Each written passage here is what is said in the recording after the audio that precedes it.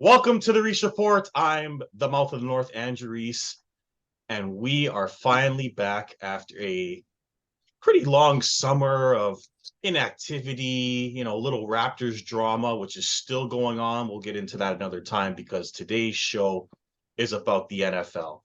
The preseason is almost done. The two games that count have been finished. No one plays in the third game. So we're here to talk about two teams that interest us more than anything else. And that's the San Francisco 49ers, as Jose and I have, and the Indianapolis Colts, who have had quite the offseason. So we're going to talk about those two teams today. Then next week, we're going to have our full NFL preview where we discuss who we think is going to win each division, go to the conference championships, win the Super Bowl MVP, all that nice stuff next week.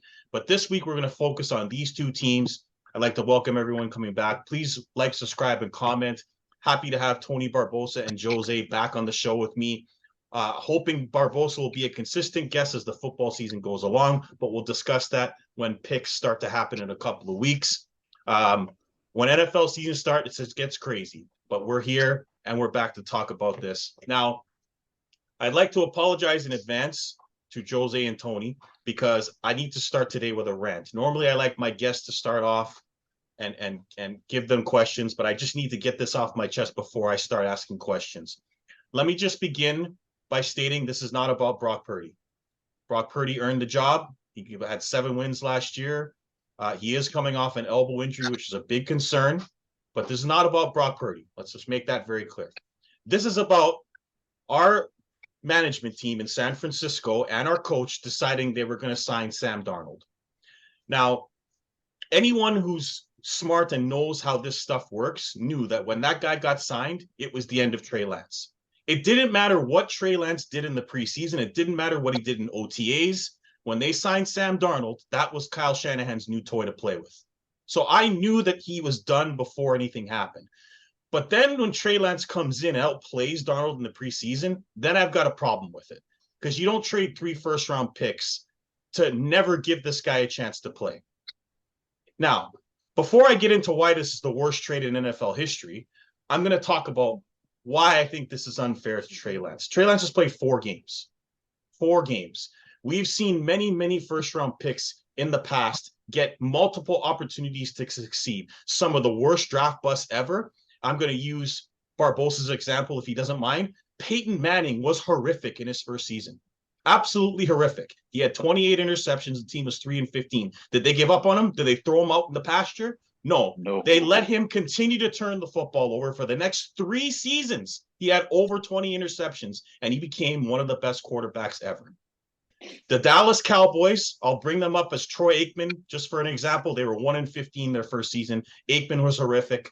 They even went to an experienced quarterback instead of him because they weren't happy with him. He ended up becoming a Hall of Famer and win 3 Super Bowls.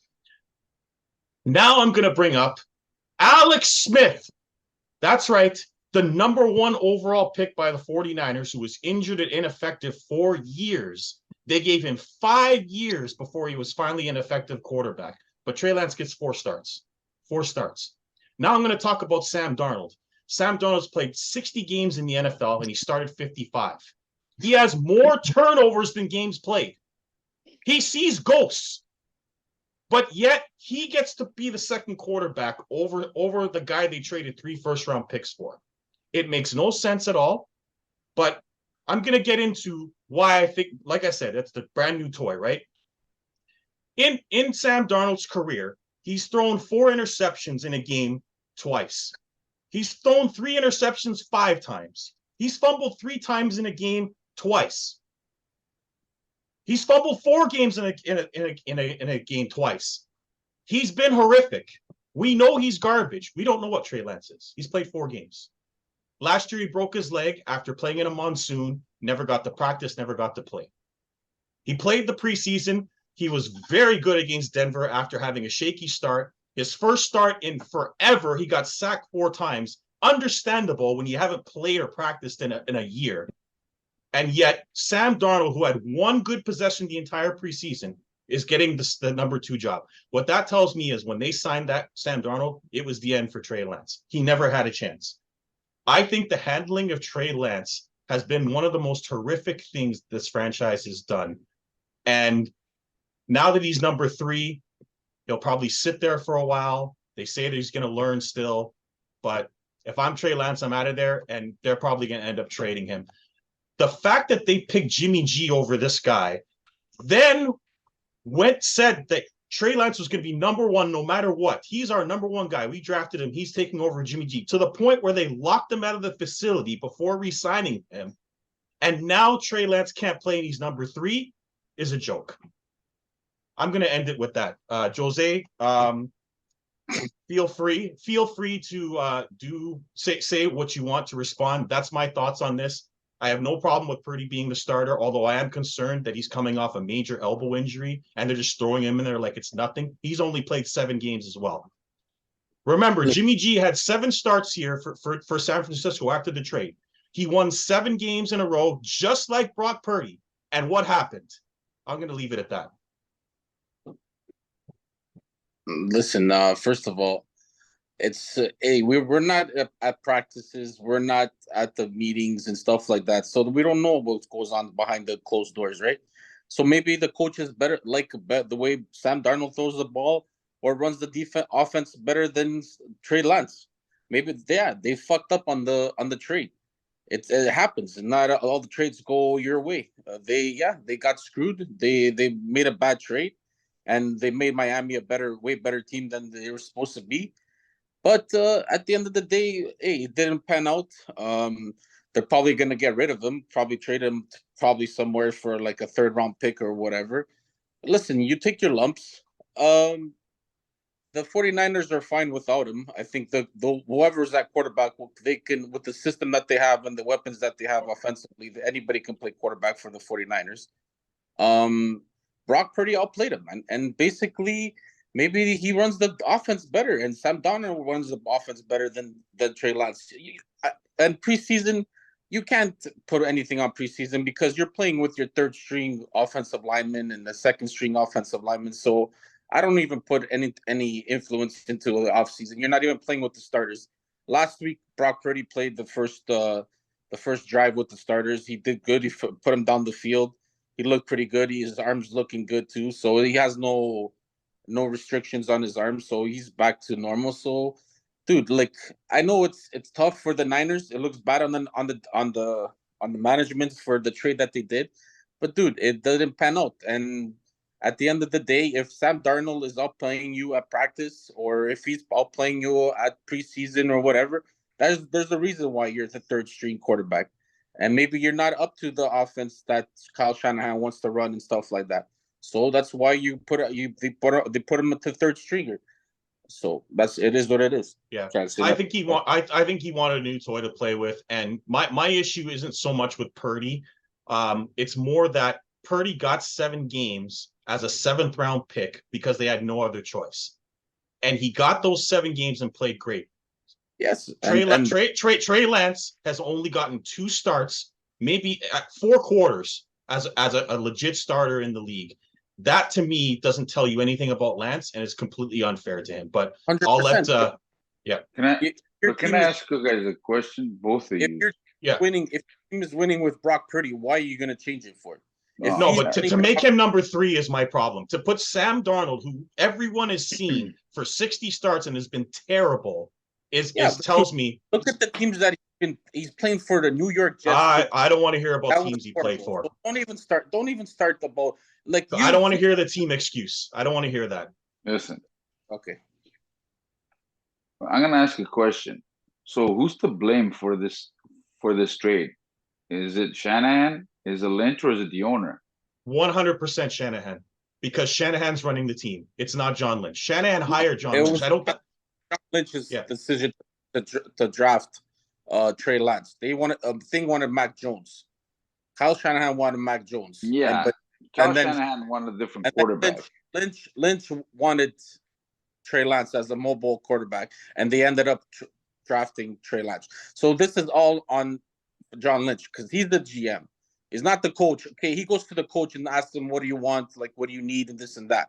But at the end of the GM that makes the final decision in the trades. So if anybody's to blame, it's John Lynch for making the trade and not working out.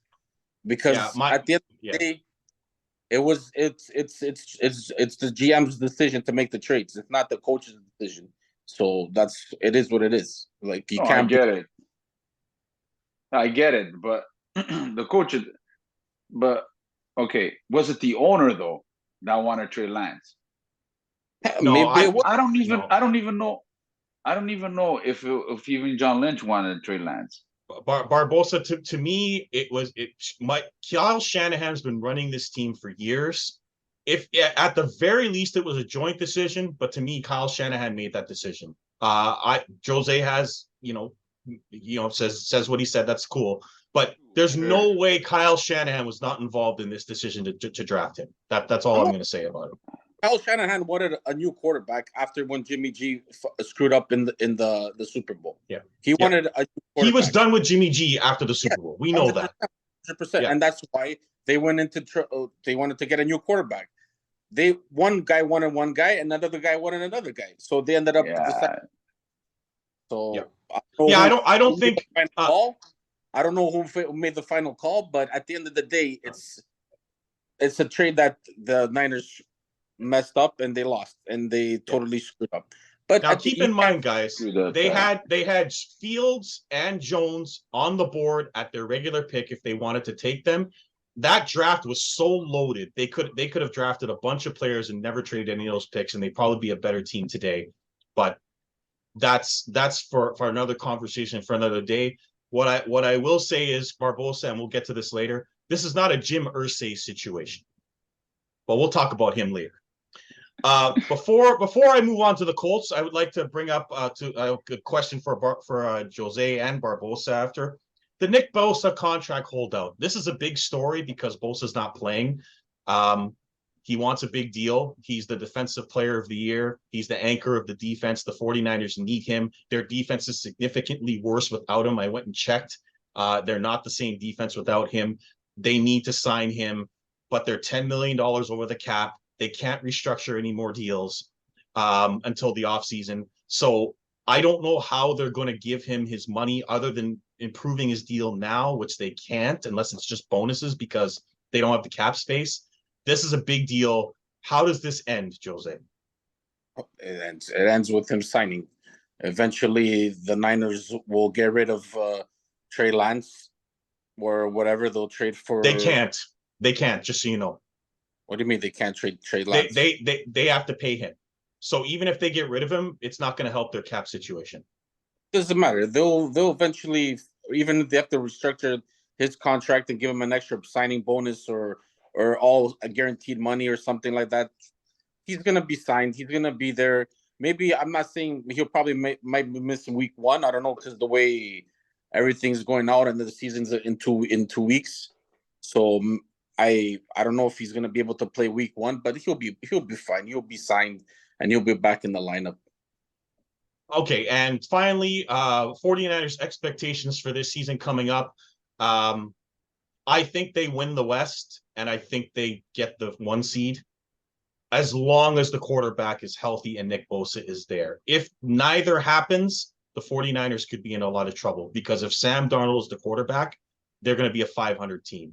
Jose, what do you think with health and without health? The Niners will be fine. I think even with health or without health, there's no team besides the Eagles, maybe the Cowboys if Dak Prescott doesn't turn over the ball. Those are the 3 best teams in the NFC. I don't see anybody else with like good all around team. I'm not talking about just offense or whatever. I'm talking about all around team. I don't see no other team in the NFC beating those 3 teams. I see NFC Championship game again. And they'll win the West. The Seahawks will challenge them because the Seahawks has a good team with the draft that they had and stuff like that. But I don't see anybody. It's gonna be an Eagles Niners again, NFC Championship game again. That's what I think.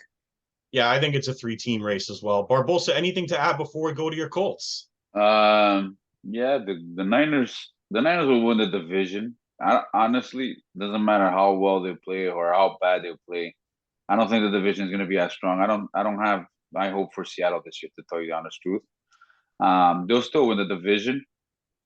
they might be second in the West because I agree with you, Reese. It depends on their quarterback situation because that will play a big role of them finishing first in the West or Like they're third. putting a lot on Brock Purdy here. Like the Yeah. pressure on Purdy is crazy. Well, And he now came on, not he's, you know, yeah, 100%. He's got the like people are pressure. going to expect him. They got tape on him now. There were a lot of near picks last year. He has a gunslinger mentality. He's coming off an elbow injury. Like there's a lot of question marks on for Purdy here. Yeah, but that's what you guys needed. That's the type of quarterback you needed in San Fran, Yes. is a gunslinger Yes. like that, man. Because Yes. you have two quick wideouts. Just get him Yep. the ball. Just get him the ball. And now in McCaffrey, a full year of McCaffrey, And George Kittle. Yeah. yeah, and Kittle. So Yeah. the 49ers, I think they made the right. To me personally, I think they did make the right choice going with Purdy because of his throwing ability is way better than Trey Lance. I'm not saying he can't throw, but he does throw better than Trey Lance. Yeah. And like I said, they should finish if their quarterback situation is sorted out. They'll finish first in the West, and I Yeah. see them maybe going back to the Super Bowl. Yeah, they're pretty loaded. Provided they don't have any injuries, they're loaded. So Yeah. I believe they'll probably be the best team in the NFC. Dallas and Philly are the only two teams, in my opinion. Way too many question marks about everyone else. So Yeah. I'll go with that. Now let's get to the Indianapolis Colts. Yes, as you can see, Barbosa's he's ready to go with this Colts. He's missing the hat, but he's ready. He's missing his Manning jersey because he threw it out during the Super Bowl, but we won't get into that. When they lost to New Orleans and he threw the pick, but we'll tell that story another time. Barbosa, there is trouble in Indianapolis. After Andrew Luck retired because they couldn't get him an offensive line and he probably hated Jim Irsay and he just had enough of the injuries and stuff. Indianapolis went through 8 different quarterbacks in 8 seasons, Barbosa. And some of the worst quarterbacks you can ever imagine signing in Matt Ryan, Carson Wentz, Philip Rivers was okay, but just a disaster. Jacoby Brissett, a disaster of quarterbacks, Englinger, and just disaster.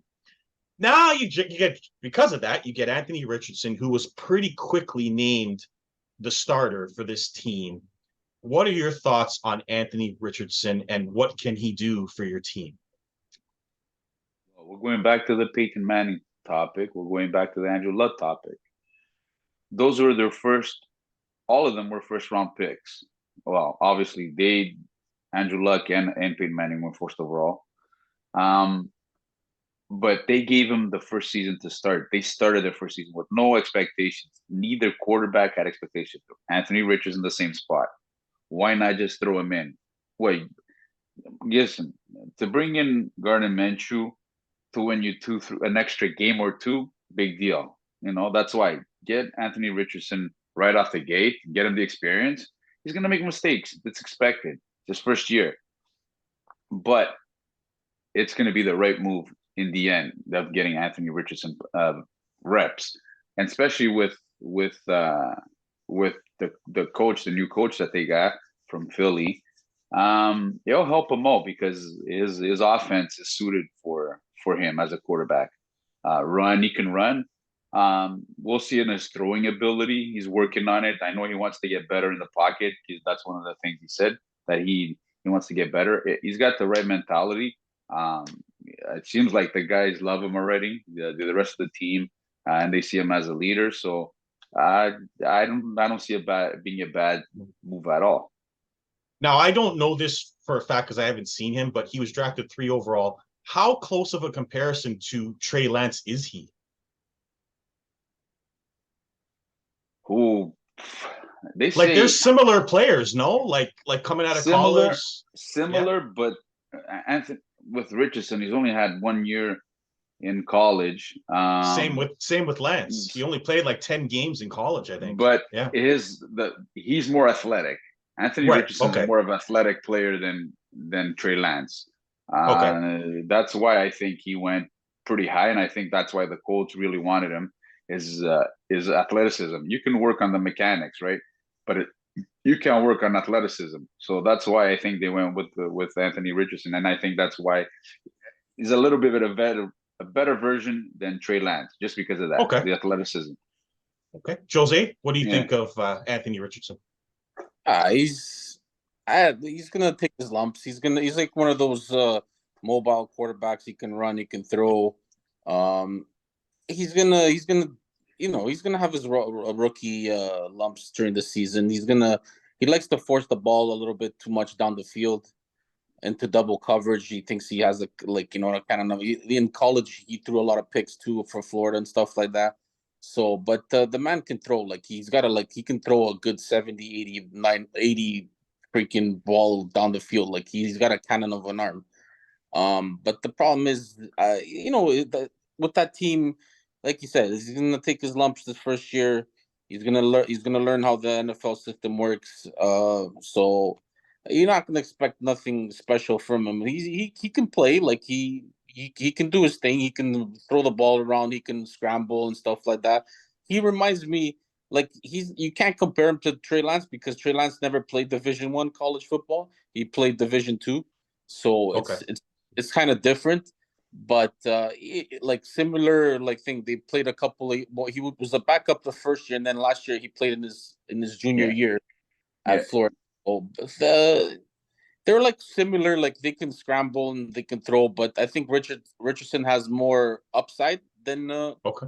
Trey Lance. Yeah, that's So what a lot of buddies said. His Yeah. upside is that's what it's like a basketball. It was like a basketball draft. That's what they're predicting.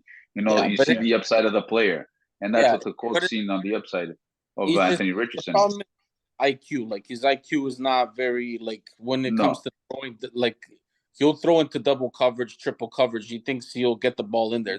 So he's got to learn that in the NFL. yeah, Even but quicker than college yeah, but football, right? So, that's why I think that's why the Colts brought the right coach in Steiner, because of the because of the because what he did with Justin Field.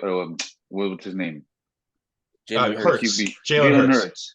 Yeah. Yeah, Yeah. what he did with Jalen Hurts. So Yeah. he cut down his turnovers, because I believe the few games he played with Philly in his first year, I think he had a couple of games that he turned the ball over quite a bit. So he worked with him on that. So that's something that the coaching staff will work with him work with Anthony Richardson there. Yeah, So of course. So now let's get into the Jonathan Taylor situation, which is not pretty. So Jonathan Taylor early in the offseason asked to be traded. Irsay made a really ridiculous comment about, if he and Taylor died, then the NFL goes on, no one cares. I'm sure that really bothered Jonathan Taylor, made him feel worthless. He's on his 5th-year option in his rookie year, so he's going to be a free agent next season. Then there were reports that came out right after their spat of him having a back injury, which apparently pissed off Taylor, because he didn't have a back injury. He had off-season ankle surgery. And so he feels pretty worthless right now. He wants out. The Colts have basically said, you can go get yourself a trade if it's out there. Pretty late in the offseason to do that, so it'll be tough to do. But my question to you is this, Tony. How important is it that Taylor stays for Anthony Richardson's growth? And is he going to be gone? I don't think it's going to hurt his growth. It might slow down a little bit just because you're missing that back, but um, I think if he ends up leaving, or if he does get traded, which it sounds like it, I heard the Colts are maybe looking at Kareem Hunt. So I know he's not Jonathan Taylor. I get it, but he's still a decent back. But it won't do it. Now, as far as the whole situation, even though I'm like, listen, he's a great running back, you know, almost won an MVP 2 years ago. But let's be honest, he's gonna want quite a bit of money, and he's a running back. Yep. Running backs in their second contract, that's when it starts Yeah. to go bad. They don't So want to pay running backs. I know. yeah, and that's the whole situation. Irsay didn't. Ursay's comments were taken a little bit out of context, but I know what he was trying to say. It's like you're a running back. You're gonna play 2-3 years because that's the max of a career that a running back has in the NFL is maybe 3 years, if that. Basically just said, listen, you're a running back, but you're not gonna last long. That's why it's time to move on. So basically, he's trying to tell them, I'm not gonna give you the money you want. Like the Saquon Barkley wanted all this money too. You only ended up getting 12 million. So Yeah. Yeah, that's why that whole Jacobs held situation. out, Yeah. and I think it's Jacobs and Taylor, and someone else is holding out right now. Yeah. Bosa and one other running back. Yeah. Anyway, I think it was the guy from the Chargers. Yeah, Eckler. I think he's back though. Is he back? Anyway, Mhm. but that's running now. The running back is not as a prominent position as it was back 20 years ago. Yeah. So that's why the running backs are not going to get paid. He wants to get his paid. Does he deserve it? Yeah, because he's been probably top 5 rushers in the league in the last 4 years. Yeah. So he's always been up there. But he did have a pretty significant injury towards the end of the season. So, don't get me wrong, I would love for him to stay, but with the money and all that, I know he's going to be gone. What do you think happens with Jonathan Taylor, Jose? I don't think he goes anywhere. Right now, it's too late to the end of the season. Teams are already on the salary cap. They're already against the wall with that. So it's going to be hard for them to find a team to trade to get him and then re-sign him to a long year deal. So I think he's going to stay. They're probably going to wait him out. He's going to probably just sign like a franchise tag or something like that and just stay there. I think that'll be the best option for the Colts to keep him so he can take the pressure off of Richardson too. I think that'll be a good dynamic duo with the running quarterback and a good running back like him back there. They'll give him like a lot of options, run options, pass options, and stuff like that. So it'll make him a good threat. But he's gonna stay. I don't think he's gonna get traded. I think these owners nowadays they have no respect for their players, man. I think these nowadays they should show more respect towards the players that made the team good. Like Jonathan Taylor's been carrying your team for the last 3-4 years, and that's the with no quarterbacks. Yeah, what shitty quarterbacks. and that's the show of respect that you give them. Like, yeah, you can go fly a kite. Like, come on, dude. These owners. But listen, this is a guy who also kind of turned his back on your franchise quarterback. Yeah, 100%. Like that's what I'm saying. When he got his neck, so the track record speaks for itself. Just don't think he's the only one. There's a lot of no, of course, owners in the NFL that should just keep their mouths shut and just watch it and respect their players. But they don't want to do that. But it is what it is. NFL's like that. That's what one thing I hate the most is when the Super Bowl team wins and you give it to the freaking owner of the team, the trophy. I hate that. Oh, I hate that. Yeah. That is the worst thing you can do. Like if I was a player, I would punch out the freaking GM. Yeah, of course it's all about the money, but still, it doesn't matter. I think that's the most disrespectful thing that you can do. Is instead of giving it to the players, you don't see the soccer, you don't see hockey, you don't see other NBA. No, in the NBA, they give it to the owner first. 100%. Do they do? Yeah. Yeah, that's the only other sport that does it. They give it to the owner first. It's stupid. But anyway, back to the Colts. I think I think he's going to stay. I don't think he's going to go anywhere. He's going to see that no team's going to be interested in trading for him and stuff like that. And they're probably going to ask for too much back, the Colts. Yeah. They're like that. So he's going to end up staying. They're going to be I think the Colts are going to be a 500 team. I think they could win. They can pull a couple of wins here and there. Yeah, I think they'll be their defense is the weakness on the team. I think their offense could put up points this year with that rookie quarterback and him running the ball. But I think their defense is going to give up too many points. I don't think their defense is good enough. I'm not saying 500. Maybe like probably like 7 and 10. 7 and 10. Okay. Yeah, 7 and 10. 6 and 11. 6 and 11. Yeah, around there. I don't think they win more than 7 games. I think this year, but besides that, they'll be fine. And I think that he has a lot of upside, and I think they'll be fine in the future. Expectations for them, Barbosa. This is a little bit of a teaser, but I have Jacksonville easily winning that division. Yeah, Jacksonville should easily win that division. What's Indy's record going to be? I believe if Jonathan Taylor does end up staying in the team, I think they could be fighting for a wild card. I think they can be, really? I think I think they're set up offensively. They got playmakers on the offense. A year of Pittman, he took a growth. He took a growth of last year. He took a good step. He's a playmaker. The tight end Alex Cox is also he can make plays. So and if Jonathan Taylor and Richardson, that's going to be their offense. I think will be. I mean, their defense. I think will be better, a little bit better than this year than they were last year, because they're trying to concentrate on that quite a bit. So if it all goes well, I think they can win at least 10, 11 games. Wow. You shocking me with that, Barbosa. I wish you the best of luck. The AFC is completely loaded. I don't see that for the Colts. Yeah. Are you insane? Do you see the teams in the AFC? I know be happy if you win all 5 games. It's top heavy. I get it. Come on now. Let's be realistic. The only teams that you're probably going to beat is the Houston Texans and maybe the Tennessee Titans at home.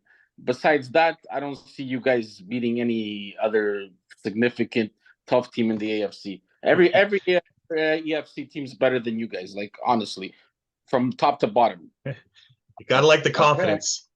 Okay. I'll say this, Barbosa. I'll say this for you. They win more games than the Raiders. I'll give you that. No, win more games. Of course, they win more games than the Raiders. Because Jimmy G with no running game is a disaster waiting to happen. And no defense. They'll finish.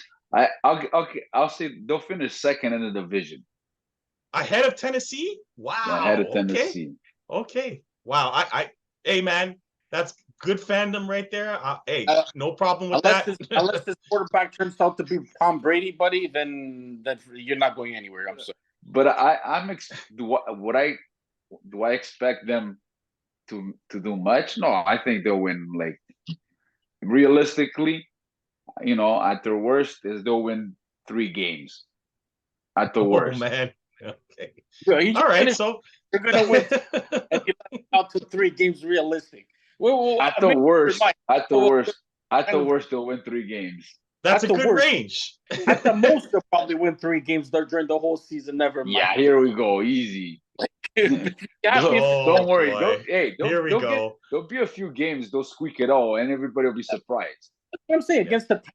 Yeah, I see you guys beating the Titans. I don't see you guys beating any other AFC team. I'm sorry. Not even the Raiders. Even if the Raiders get Cleveland. You guys Cleveland. The Browns are good. The Browns are good this year. Okay. The Browns are a 10 times better team than you guys. That's the tough. That division is brutal. It might even be worse than the AFC East. That division. That's how tough that division is. All the teams are good there. Come on, guys you're lucky you're in the shittiest division in the AFC. I know. That's what I'm saying. We're the shittiest. That division. Helps. That helps. The shittiest division. Wow, Jacksonville all of a sudden decided to play football. They finally figured out how to play football. Jacksonville's good. We only have a minute left. I want to thank everyone for joining us. We're gonna have the preview next week. I'd like to thank Tony Barbosa and Jose for coming on. We will see you next week on the preview. I know we'll have Jose. We might have Barbosa, and I'm not sure about Gil because he's decided to go to Benfica and watch football. So not our football, their football. So for the Mouth of North Andrew Reese, this is the Reese Report. We will see you next week, and don't you dare miss it.